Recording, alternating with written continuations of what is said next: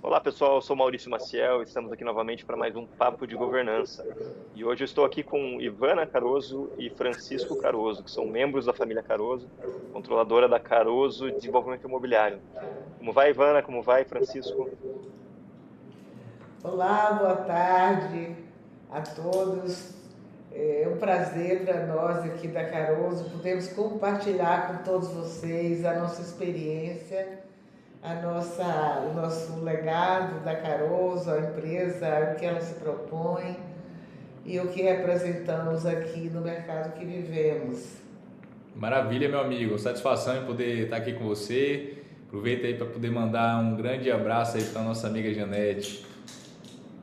Maravilha, obrigado, agradeço aí muito a disponibilidade de vocês, né? E prontidão aí em ter aceitado aqui o convite para participar desse podcast. Tenho certeza que vai ser muito rico o nosso papo, né? Espero que todos os ouvintes também tomem proveito aqui. Janete me falou muito bem da história aqui de vocês. Eu estou curioso para conhecê-los um pouco mais.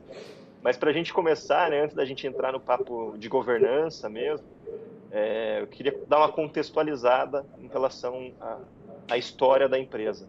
Se puderem contar brevemente, né, como que foi a fundação, acho que teve uma empresa anterior que foi fundada, depois começou o negócio atual, quando que aconteceu isso?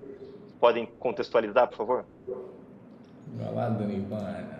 Eu vou fazer aqui o início um pouco da minha história. E aí eu passo para Francisco dar o tom da modernidade para Caruso. Então, eu tive a minha vida inteira basicamente pautada na área imobiliária. Comecei muito cedo e eu comecei como corretora de imóveis, tive a honra na minha vida de trabalhar com grandes players do mercado imobiliário de Salvador, então aproveitei bastante a experiência que eu tive como corretora ao lado desses grandes players, desses mentes ilustres da época, com incorporadores também. Tive o prazer de trabalhar em incorporadoras e para eles, né, através das imobiliárias. E depois eu tive a minha imobiliária. Mas assim, eu tinha um sonho muito grande na minha vida de fundar a nossa própria incorporadora. Era já há 30 anos atrás, já era um sonho na minha vida.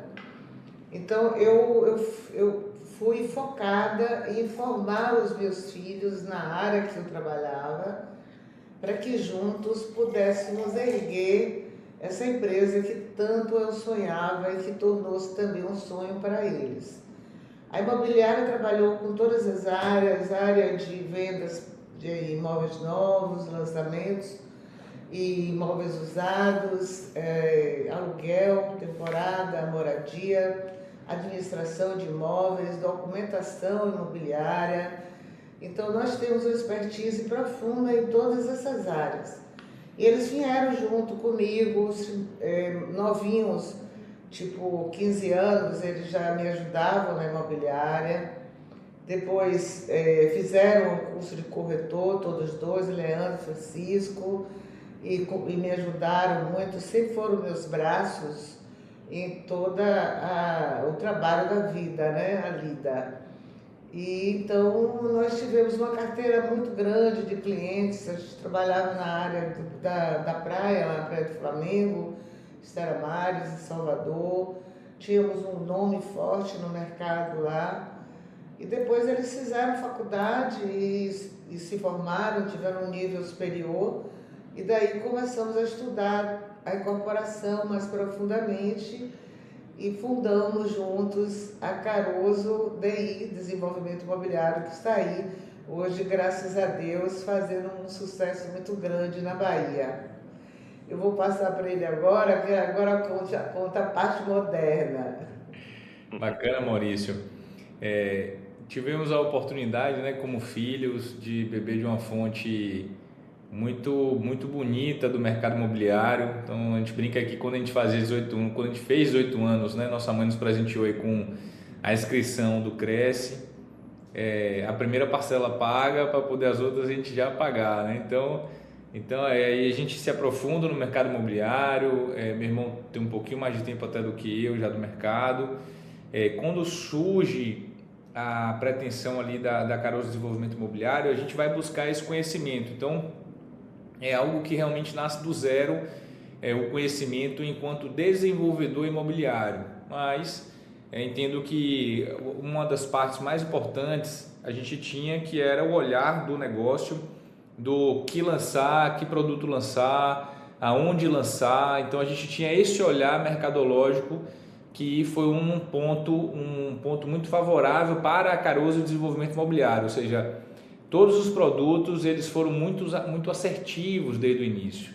E aí a empresa ela nasceu em uma região de praia aqui chamada Praia do Flamengo, fazendo empreendimentos ainda pequenos. O primeiro empreendimento tinha 10 unidades, o VGV ali de 1,5 milhão na época, por volta ali de 2014 para 2015. Aí fazíamos na época em regime de condomínio. Não sei se você já ouviu falar desse regime, mas era um formato onde a gente compartilhava o custo com os investidores. E aí, diga-se de passagem, a Caroso ela nasce muito conectada ao universo dos investidores do mercado imobiliário. Os investidores bancavam aquela obra, remuneravam a empresa por uma taxa, diminuía o nosso risco na operação, né? Passamos para o segundo empreendimento. Nesse segundo empreendimento ali já foram 11 unidades, a gente já assumiu a construção e apanhamos bastante também, né? Partimos ali para um VGV de 2,5 milhões também, mas fazendo algo pequeno. Esse empreendimento foi algo muito especial porque a gente teve diversos aprendizados organizacionais, de gestão de empresa, né? Então tivemos uma fase muito difícil que provocou esses aprendizados para a gente também no empreendimento, mas conseguimos entregar o empreendimento. No meio do caminho a gente conheceu um parceiro na área de engenharia, que era uma expertise que não existia dentro da empresa, dentro da família. Eu sou administrador de formação, o Leandro é administrador de formação e todos do mercado imobiliário, mas a parte de engenharia ela não existia. Conhecemos um parceiro que virou nosso sócio, o Alexandre Pedral, e aí ganhamos corpo para fazer um empreendimento maior. Aí a gente foi para o terceiro empreendimento, com 38 unidades, um VGV ali por volta de 13, 14 milhões na época, também em regime de condomínio. Então compartilhando com os investidores ali o empreendimento, tem uma margem para a empresa menor, um risco também menor. Então apostamos em começar por essa linha, né, de trabalho. Foi um sucesso o empreendimento, Maurício, também na Praia do Flamengo. Ganhamos um grande cartão de visita para dar os próximos passos. E aí Ivana, nessa época, ela estava estudando muito o mercado de São Paulo com os apartamentos pequenos, que são os famosos compactos hoje, né? Estúdio, quarto-sala, produtos voltados muito mais para o investidor obter renda com locação. Encontramos um terreno na época aqui em uma área já mais nobre, chamado Barra. Essa é uma área mais consolidada aqui em Salvador, a Barra. Fizemos a aquisição desse terreno também, desenvolvemos nele um empreendimento e, em paralelo, construímos também um empreendimento na Praia do Flamengo. Então, isso aí já foi um salto que a empresa deu, porque ali a gente já saía, na época ali de 2018, 2019, a gente já saiu ali de um VGV de 15 e passou para 2 empreendimentos que juntos somavam 60 milhões de VGV. Então já foi um primeiro grande salto aí da empresa, digamos assim. No Porto Privilégio, a empresa tomou um pouquinho mais de forma enquanto empresa, né? A Caroso ela era desenvolvida pela união de nós três, né? A Ivana com esse olhar comercial, muito focado na venda, o meu irmão também muito focado na venda e no marketing, já com expertise de marketing também, né? E eu cuidando ali da parte financeira, administrativa, um olhar sobre a gestão do negócio. E o Alexandre cuidando da parte de engenharia. Então, éramos, na verdade, os 4 sócios trabalhando, né, com a pasta ali debaixo do braço, realmente fazendo o dia a dia acontecer. Quando chegou ali o Porto Privilégio, esses 2 empreendimentos, aí foi que a gente foi contratar algumas pessoas, terceirizar alguns serviços, buscar profissionais de advocacia melhores para nos assessorar, para evitar os erros que a gente já tinha cometido. E no ano ali, por volta ali de 2020, 2021, a gente partiu para fazer uma aquisição de uma área que já era um grande salto, que resultou hoje num grande marco de mudança da empresa, enquanto realmente meio empresarial, digamos assim, que foi um empreendimento aqui no Terraza Balena, ou Terraza Balena o nome dele, né, que foi um empreendimento em Salvador, num lugar chamado Jardim Armação, sempre buscando frente mar, porque aqui em Salvador é uma região muito atrativa. Criamos um produto muito assertivo e ali a gente saiu de um VGV de 60 para, em um único empreendimento, um VGV de 160. E ali nasce realmente a ideia de vamos estruturar sistema, vamos colocar a empresa toda no sistema, vamos criar as áreas da empresa, da engenharia que não existia, que dependia de Alexandre. Aí a gente estruturou essa empresa dentro, aí a gente passava a incorporar, a construir e a vender. Nesse empreendimento a gente fez essa grande virada de chave. No mesmo ano a gente lançou um outro empreendimento em Feira de Santana, e aí a empresa ganha um pouco mais de musculatura, saindo do seu mercado principal e indo abrir um novo mercado. Novo aprendizado também, e a gente criou o marco ano passado de 250 milhões de VGV lançado. Então para a gente era um número muito expressivo, porque viemos de uma realidade de o primeiro ser 1,5 milhão, né? Então fomos escada degrau por degrau, escada subindo conforme realmente a gente tinha condições de evoluir. Aí ano passado, quando a gente lançou esse empreendimento, existia um movimento interno na família que já preocupava Ivana, né? Então, pra você entender, né? A gente buscou se organizar enquanto empresa e foi cada um atuando na sua área, e a gente já estava com todas as áreas organizadas, a incorporação fluindo super bem. Vieram os primeiros diretores de mercado para ocupar cargos de liderança que não existia, né? Então eram sócios e os operadores, digamos assim, para baixo. Aí vieram gerentes, vieram diretores, a gente já estava com a empresa mais robusta, a empresa já estava sistematizada, tinha muitas áreas organizadas, a parte de venda, que era algo que a gente tinha domínio, veio como núcleo de negócio também, então passamos também a operar todas as vendas da empresa como núcleo de negócio, e aí mudou a nossa mentalidade. A Ivana foi para São Paulo fazer um curso sobre governança, sobre conselho, e voltou para a gente, né, com o ponto de criar esse conselho. Então aí eu não sei se faz sentido já conectar aí, ou se você quer fazer uma pausa, porque eu gostaria que ela falasse um pouquinho disso. Então, fantástico. Primeiro, parabéns pela jornada. Sensacional esse crescimento de vocês, né? É interessantíssimo, mas sim, eu estou curioso aqui para saber em relação a esse movimento, né? Então, Ivana, você foi fazer o curso já por conta de uma dor que vocês estavam sentindo, por conta de uma situação específica? O que te motivou a fazer o curso e o que mudou, né, nessa perspectiva? Nós estávamos vivendo os momentos de muitas batalhas para o crescimento, né? Decisões, momentos de muita tensão. Na família, né, mãe? Muita tensão na empresa, pelo crescimento, pela nossa ambição, porque uma característica muito nossa é de sermos corajosos, audaciosos.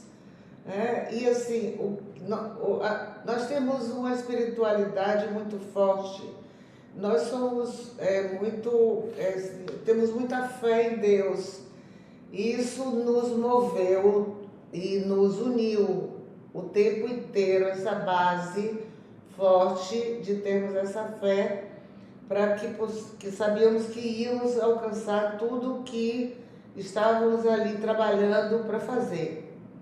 Porque o dinheiro é uma consequência do seu trabalho bem feito.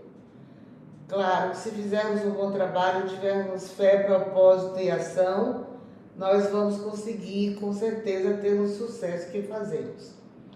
Mas, enfim, essa tensão toda começou a atingir a família, o núcleo familiar.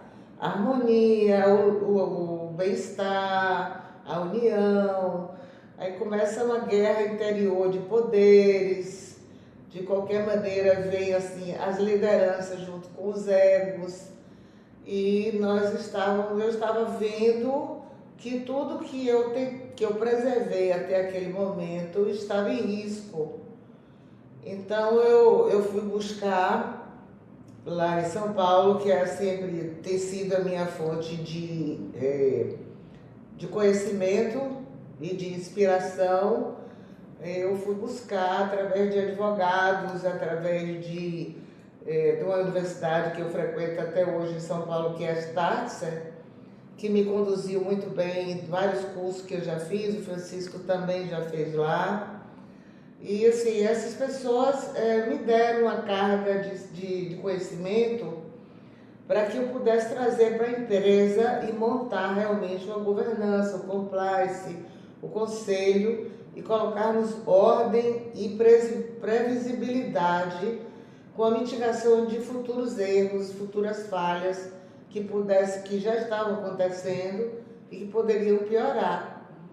Então, felizmente, eles aceitaram bem o que trouxe a governança, entenderam que realmente era algo que ia nos trazer uma base sólida, não só para o agora, conosco, como para os meus netos, o núcleo deles, que Leandro já tem 2, mas e ele está construindo, e que com certeza pudéssemos fazer dessa empresa realmente uma empresa sólida, familiar, com propostas de legado, de deixarmos esse conhecimento, essa cultura, esses valores para gerações, e isso não se perca por nenhum outro valor abaixo desse.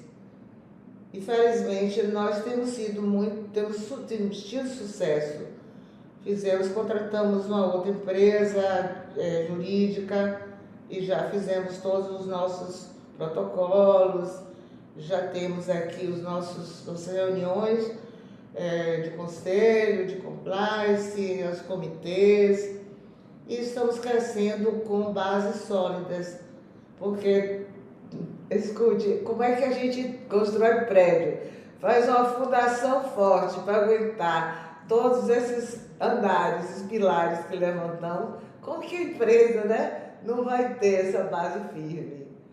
Então, é isso. Perfeito.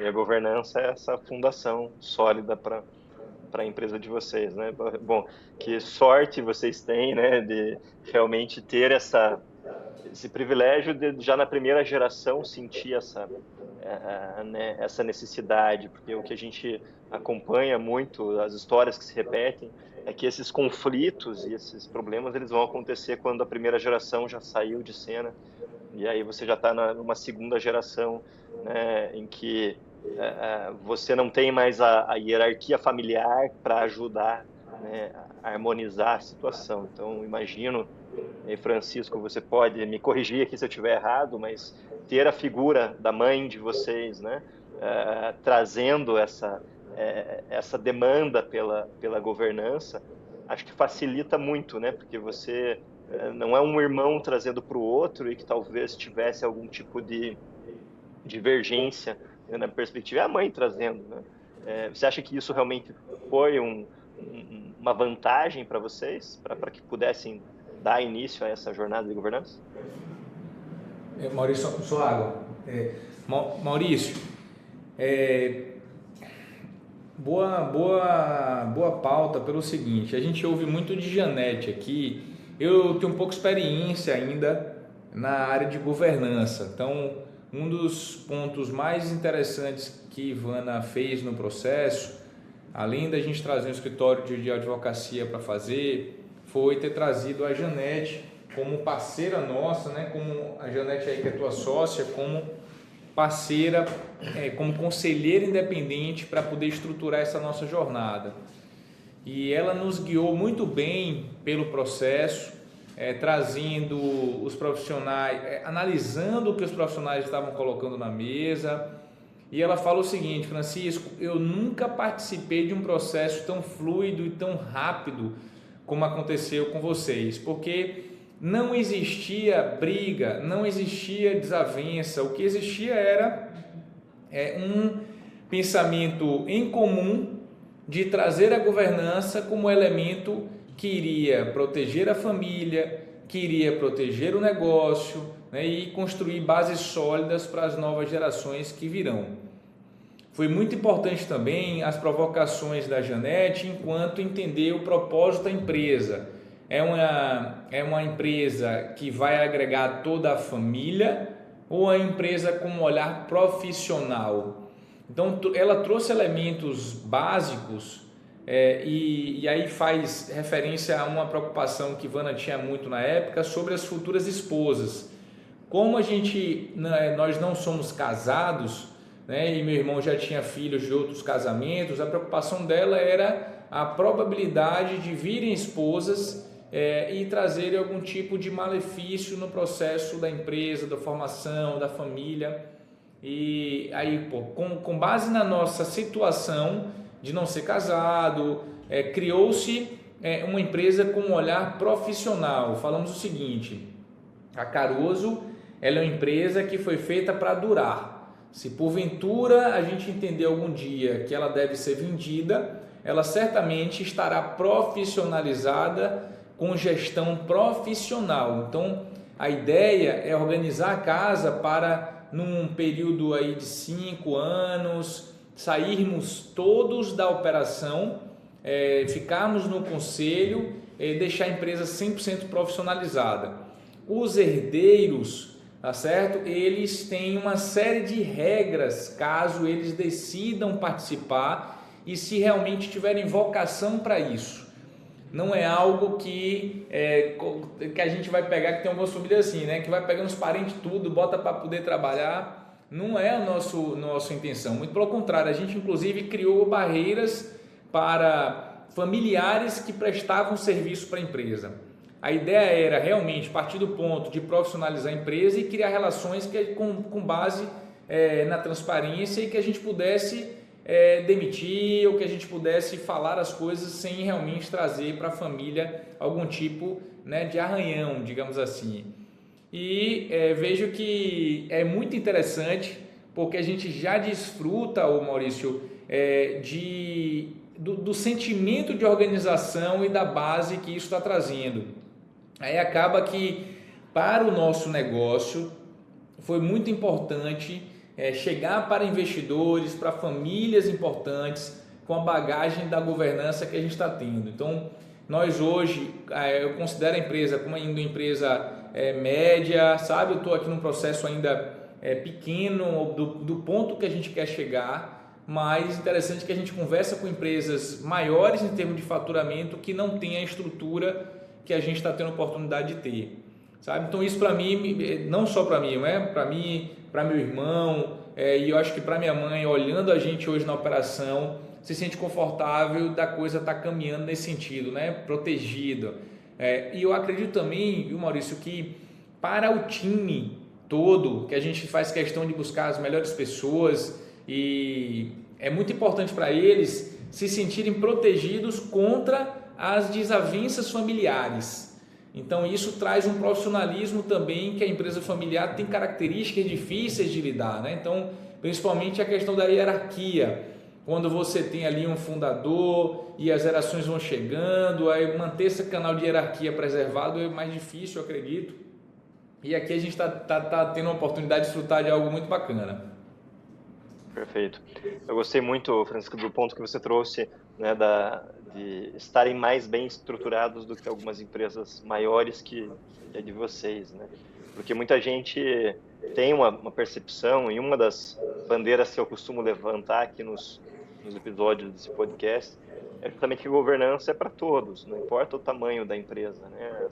As médias empresas também têm essa necessidade. Você não precisa ser uma companhia que fatura bilhões e está na bolsa de valores, né? Tá a companhia aberta para ter uma estrutura eficiente de governança, né? Você só precisa, obviamente, adequar qual que é a melhor estrutura pro tamanho de vocês, né? Obviamente, você não vai trazer exatamente todos os órgãos que uma companhia aberta gigantesca tem, mas isso não quer dizer que você não vai ter uma estrutura de governança.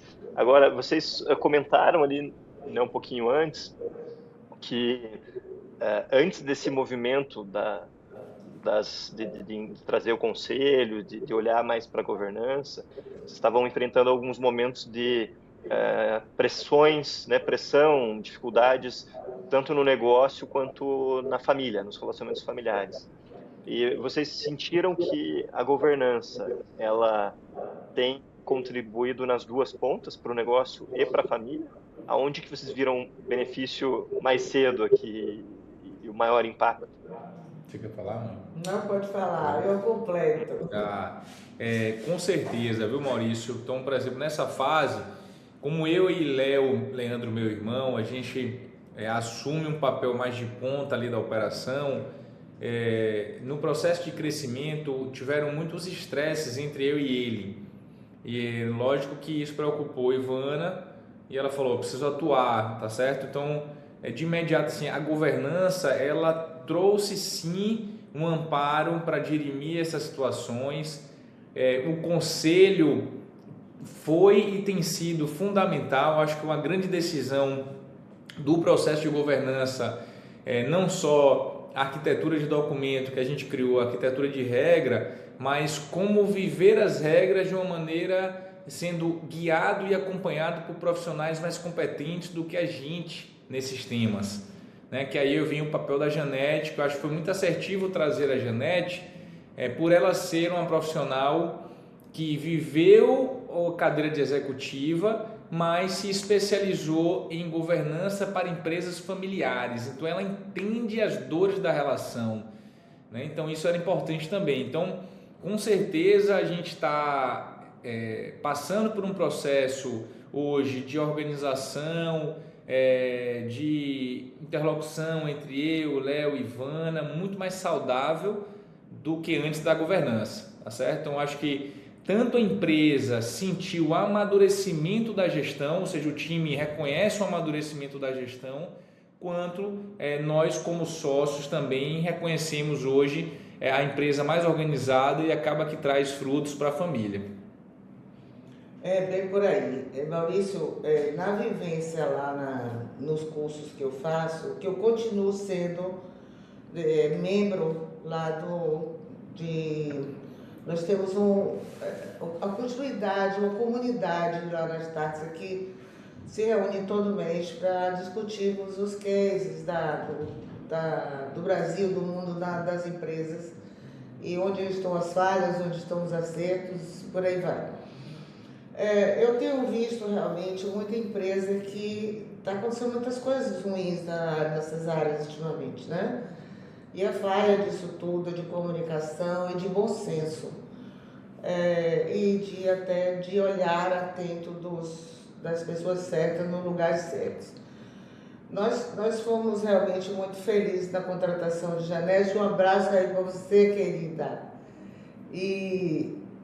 Porque, como o Francisco disse, é muito importante a gente saber escolher esses companheiros de jornada, os conselhos, né, governança e os membros, né, e até na hora de substituirmos presidência de conselho, é muito importante, por aí vai, né? Então, essas pessoas precisam ter realmente uma expertise no assunto. Eles precisam ter imparcialidade, bom senso, tá? E maturidade e coragem para dizer o que deve ser feito ou para, de um certo momento, poder desafiar essas pessoas, os donos, os herdeiros ou os sucedidos. No meu caso, que eu estou participando, eu sou presidente do conselho, mas eu sou sucedida. Eles estão no comando. Então, assim, existe um processo de saída e até um processo difícil, não vou dizer que é fácil, Mas se não houver a consciência de que essa empresa precisa ter realmente uma sucessão e precisa se modernizar e precisa de novas atitudes, e tendo alguém para te guiar, esse alguém, esse conselho, né? Ser uma pessoa, ser pessoas, ser profissionais que tenham bom senso crítico, coragem e audácia e poder de decisão realmente de guia, o conselho realmente vai fracassar. E essa empresa com certeza não vai ter o sucesso que deveria, sabe? Então aqui nós costumamos dizer sim, nós somos à frente do negócio, sim, nós somos os cabeças, sim, eles são gestores, sim, eles têm poder de decisão, tudo mais. Mas existem momentos de decisão que levamos para conselho, para que juntos todos possam decidir. E somos um time, e esse time trabalha o tempo inteiro sendo dirigido pelos gestores, mas todos têm muita competência, todos estão desenvolvendo um bom trabalho e a empresa procura ser a melhor em tudo que faz. E é isso. Excelente. Ivana, você tocou num ponto aí que é realmente o desafio do sucedido, né? E a gente sempre comenta aqui que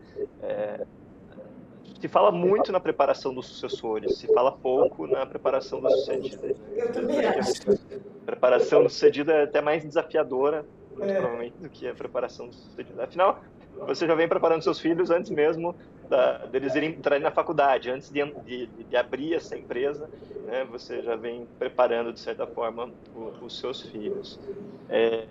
Eu tenho certeza que a governança é um dos elementos essenciais para te dar essa segurança de poder dar um passo atrás e sair da gestão do dia a dia da empresa. Mas eu não sei se as estruturas, né, realmente são as únicas ou as mais importantes para esse movimento, porque tem muito a questão emocional também, né? Não sei como que para você foi esse momento, quando que você se convenceu, né, de fazer esse movimento de sair do dia a dia da empresa, e o que te ajudou nesse processo? Foi algo rápido? Foi algo construído? Aqui também teve a importância da Janete ou de outros consultores externos? Maurício, é muito interessante falar desse assunto. Você tem toda a razão. Eu sempre digo isso em todas as reuniões que eu vou, que tem famílias empresárias, eu digo que esse tema nunca é levantado. Sabe? As palestras que eu escuto, tudo mais, que eu participo. Mas realmente é uma dor. É preciso ter um acompanhamento. E tem famílias, e tem momentos, tem empresas familiares que o sucedido precisa de uma atenção especial, de uma terapia e tudo mais. Porque se acostumou tanto a ficar no poder.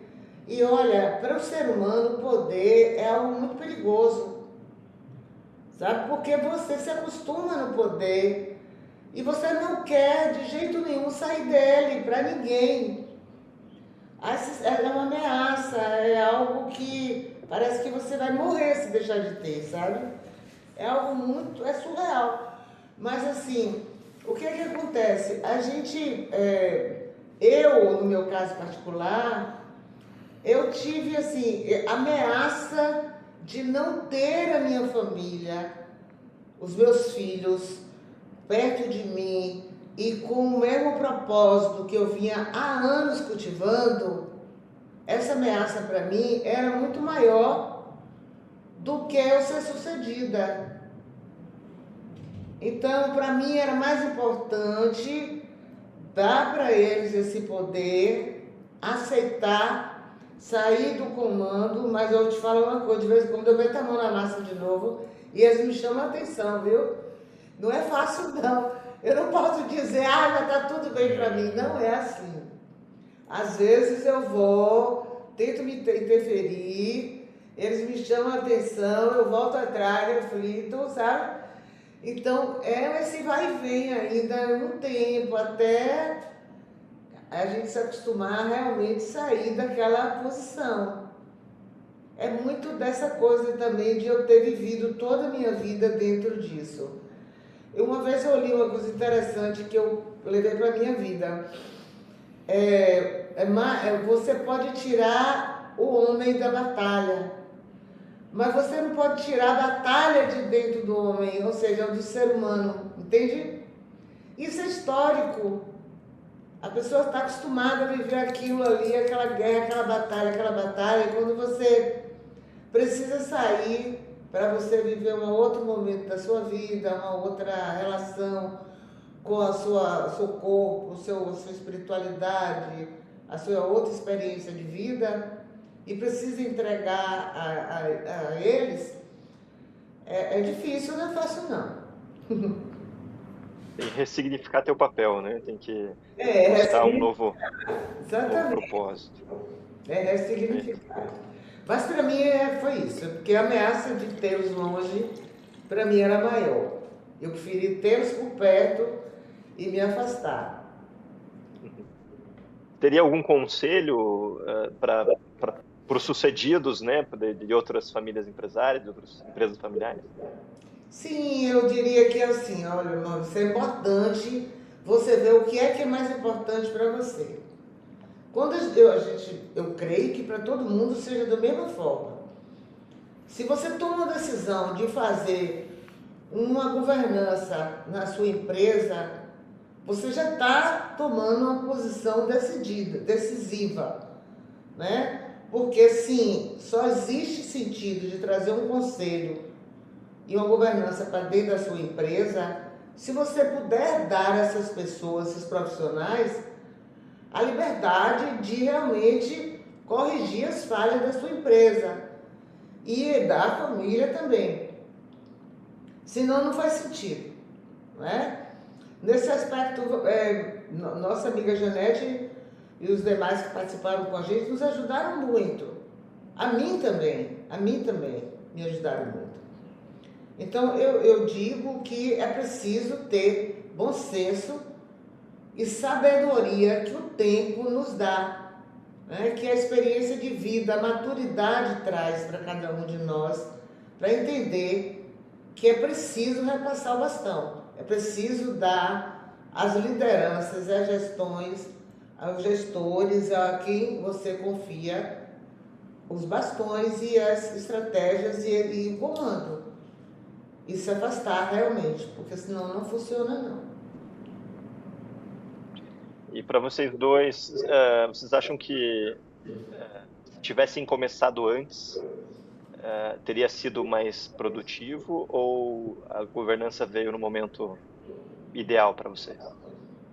Da minha visão, Maurício, eu quero ouvir minha mãe também, eu acho que veio na hora certa, porque também é necessário você, como empreendedor, ter uma maturidade para poder entender e tocar ela, sabe?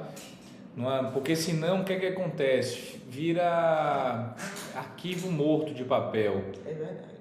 Então, se você não entender o que está por trás das regras e não tiver, sinceramente, eu acho que o combo decisivo para a gente foi a governança vinda através de um conselho, sabe? Ter alguém para guiar isso foi importantíssimo. A gente, para você entender, primeiro movimento de governança, a Ivana bateu na porta de um escritório de advocacia isolado em São Paulo, levamos 6 meses e veio de lá um simples acordo de sócios e uma reformulação do contrato social. Zero de impacto. Aí o conselho, Janete já trouxe uma roupagem de governança e conceitos e decisões que envolveram a estrutura da empresa. Não foi só sobre regras criadas, mas sim para onde essas regras iriam nos levar, para o próximo nível, entendeu? Então, eu acho que da minha visão fez total sentido naquele momento, e aí assim, certamente o conselho tem evoluído nossa mentalidade de um formato muito bacana, viu? E você, meu?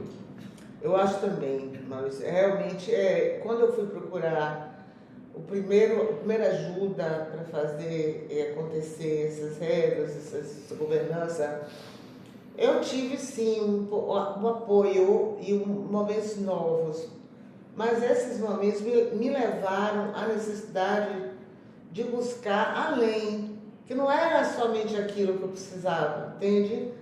Então, mas assim, eu fui de uma visão muito mais futura, muito mais estratégica.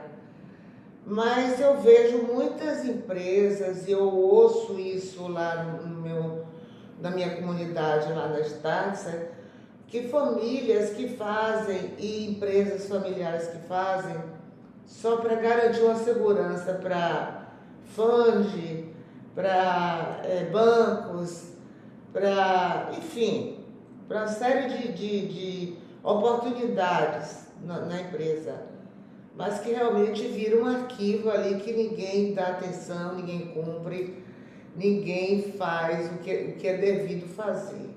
E como eu te falei antes, é preciso ter um conselho que de verdade atue, profissionais competentes, que saibam tirar até um CEO de uma empresa porque não está funcionando, que pode tirar o presidente do conselho que não está funcionando, que não está dando resposta, retorno, que vai quebrar a empresa. Então é preciso ter as pessoas certas no lugar certo. Para nós deu super certo, estamos bem, graças a Deus, a empresa está evoluindo para o lugar certo, com bases sólidas. Espero que todas tenham essa visão, tá? Porque conselho e governança, compliance é coisa séria. É coisa muito séria que evolui a empresa no caminho certo. Sem isso, pode ter certeza que é só revista de desenho infantil, figurinha. Não funciona, só vai ser pior. Excelente. A gente tem a convicção, né, e muitos autores que escrevem sobre governança, eles falam, né, as estruturas, as regras, o papel, a formalidade, eles são facilitadores, na verdade, né, mas não são eles que definem a governança, né? A governança efetiva, ela está ali na presença de dois resultados, um senso de direção e valores, ou seja, né, os membros da família e da organização sabem como se comportar de acordo com a circunstância, e a união das pessoas certas no momento certo para discutir as coisas importantes certas, né? O Sr. John Davis fala muito isso.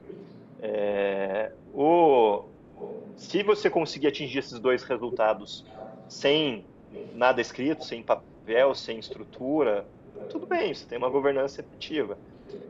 Mas a maioria não consegue, né, realmente atingir resultados sem a estrutura. Você precisa da estrutura para te apoiar nisso. Agora veja que interessante, a experiência de vocês é muito semelhante à experiência que a gente tem também, né? De fato, quando a gente conduz, né, uma elaboração, revisão de acordos de sócio, etc., a gente tem a convicção de que aquilo vai apoiar muito, mas não é suficiente. Se você não tiver alguém que te conduza no dia a dia, na prática, na implementação, né, realmente aquilo acaba sendo um papel morto, né, que vai para dentro da gaveta e não vai gerar resultado nenhum. Então, que bom que vocês estão compartilhando isso conosco. Agradeço novamente aqui a participação de vocês. Infelizmente, já estamos chegando aqui ao final, mas achei riquíssimo. A primeira vez que eu entrevisto juntos, né, mãe e filho. Isso achei, deu uma riqueza fantástica aqui para o nosso episódio. Vida real e com duas perspectivas complementares. Muito obrigado mesmo. Maurício, só para completar, você tocou num ponto interessante, tá? Essa coisa de, olha, existiam famílias, empresas familiares, que era herança clássica, que isso era o tipo de meu avô, meu bisavô, onde ele resolvia tudo no grito, e todo mundo tinha que abaixar a cabeça e obedecer. Mas funciona mais hoje não. E funciona mesmo a organização realista. Mas foi um prazer conversar com vocês aí. Um abraço grande em cada um de vocês.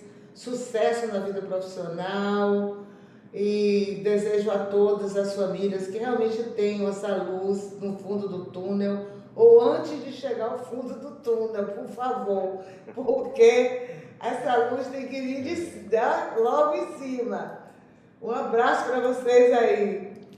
Maravilha, Maurício. Obrigado também. É um prazer bater esse papo, compartilhar nossas experiências. Espero que, né, quem tiver acesso a esse conteúdo e que tire bons frutos dele, né? Então, para a gente está sendo muito rico e que sejam para outras pessoas também, para outras famílias. Legal. Muito obrigado, pessoal. Obrigado a todos que estão nos ouvindo e até a próxima.